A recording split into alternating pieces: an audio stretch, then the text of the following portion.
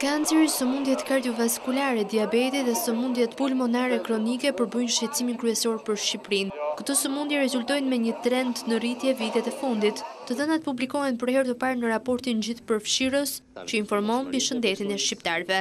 Vjen natyrshëm nevoja për të vlerësuar njohuritë dhe praktikat e personelit shëndetësor, lidhur me indikatorët kryesorë shëndetësor dhe sistemin e informacionit shëndetësor në tërësi. Kjo është veçanërisht e rëndësishme në situatën aktuale ku ne zyrtarisht kemi filluar punën për ngritjen e regjistrave mjekësor për fshi sëmundjet tumorale, kardiovaskulare dhe diabetin. Gjithashtu, raporti dëshmon qartë se rreth 90% të barrës së sëmundshmërisë në vendin tonë e përbëjnë sëmundjet kronike. Raporti përshkruan burimet e kujdesit shëndetësor, aksesin e njerëzve për shërbime mjekësore në zonat rurale dhe mungesën e njësër aparaturash në spitalet kryesore të vendit.